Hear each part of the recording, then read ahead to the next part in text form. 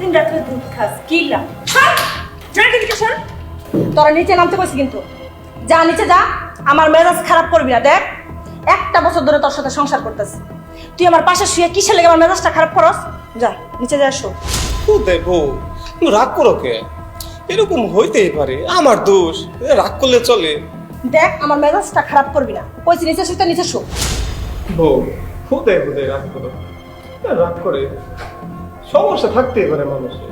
একটা বছর ধরে তোর সমস্যা দেখতেছি, আর কত দেখবো রে? তুই শুধু শুধু এই আমার পাশে শুয়ে আমার মেজাজটা কেন খারাপ বানাস? তোরে ভালোই ভালোই কইতাছি নিচে যা এসো। তুমি শুধু শুধু আমার গালি গালাজ করো। আমি কি করছি? আমি কি কোনো অপরাধ করছি? দেখ আজকে দেখ হয়েছে, আজকে সেই আসতে পারবো। অযথায় আমার মেজাজটা খারাপ বানাইস না, আমি কিন্তু বের হয়ে যাবো। তুই যদি নিচে না যাস আমি কিন্তু বের হয়ে যাবো। তুই কি চাস এই রাইতে আমি বাসা থেকে বের হয়ে যাই? বোঝার চেষ্টা করো। যা নিচে যা, যা নিচে যা, যা।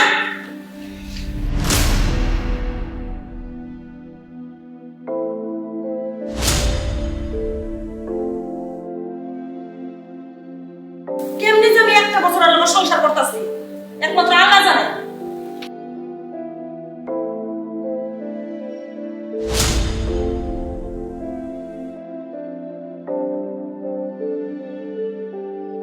হ্যাঁ বউ, লক্ষ্মী শোনা রাগ করে না, দেও না একটা বার, আজকে সেই হবে সেই। তুই কি আরেকটা লাথি খেতাইছস? খালি শুধু শুধু রাগ করো, বোঝো না?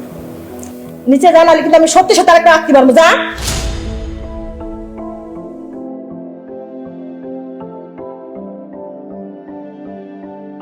অঞ্জনা, আমার জন্য এক গ্লাস পানি নিয়ে আসো। আনছি।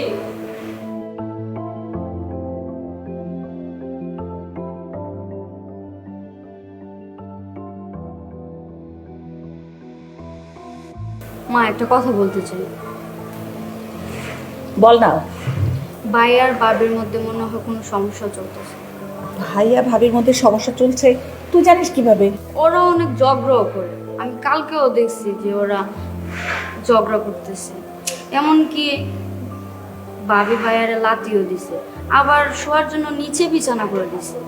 ওদের মধ্যে অনেক ফিজিক্যালি সম্পর্ক নিয়ে সমস্যা হচ্ছে। মা, ঝগড়াঝাটি ভালো লাগে না, তুমি ওদেরকে ভালো একটা ডাক্তার দেখাও। তুই যা বললি সেটা ঠিক আছে, তুই আমার কাছে বলেছিস, ব্যাপারটা আমার জন্য অনেক ভালো হলো যে ওদের মধ্যে কি চলছে, ওদের সংসারের প্রবলেম চলছে, ওদের মধ্যে সমঝোতা নাই, ঠিক আছে। কিন্তু তারপরেও কিন্তু তুই অনেক ছোট, এটা নিয়ে তুই একদম টেনশন করিস না। আমি কালকেই তোর ভাইয়া ভাবির সাথে কথা বলবো, তারপর দেখি ওদের প্রবলেমটা কি।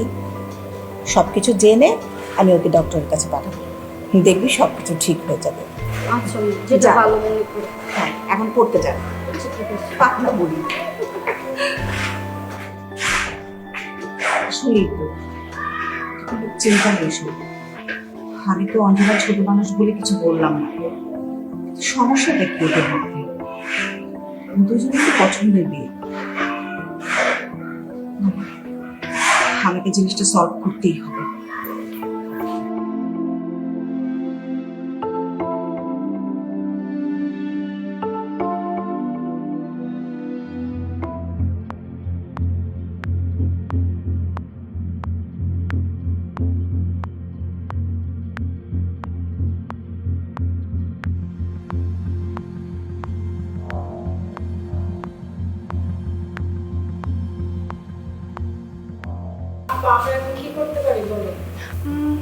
আসলে আমি আপনাদের প্রবলেমগুলো শুনলাম, আমি কিছু মেডিসিন লিখে দিচ্ছি, আপাতত এই মেডিসিনগুলোই খেতে থাকুন।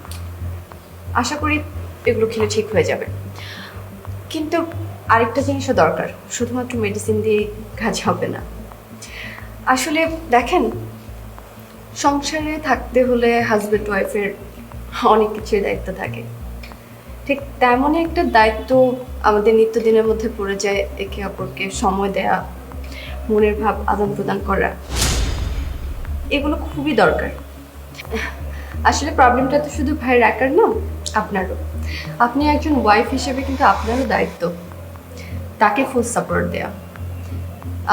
দেখেন, আপনি যদি তার সাথে সবসময় রুড হন বা তাকে আসলে মেন্টালি ওই সাপোর্টটা আপনি দিচ্ছেন না, তাহলে কিন্তু তারও আগ্রহ হারিয়ে যাবে।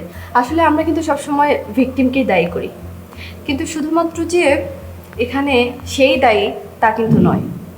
আসলে কি বলেন তো, আপনার একজন ওয়াইফ হিসেবে কিন্তু দায়িত্ব তাকে তার মেন্টাল অবস্থা সব কিছু বুঝে সাপোর্ট দেয়া। আপনার বুঝতে হবে সে আসলে কি চাচ্ছে, তাকে মেন্টালি প্রিপেয়ার করা, ফিজিক্যালি প্রিপেয়ার করা, এটা কিন্তু আপনারও দায়িত্ব। তো আমার মনে হয় আপনি বুঝতে পেরেছেন, সেই অনুযায়ী আপনি তাকে সাপোর্ট দেন, আই থিঙ্ক সব কিছু ঠিক হয়ে যাবে। আর হ্যাঁ, আমি যে মেডিসিনগুলো দিয়েছি এই মেডিসিনগুলো আপাতত কন্টিনিউ করুন, 1 মাস পর আমার সাথে আবার যোগাযোগ করুন।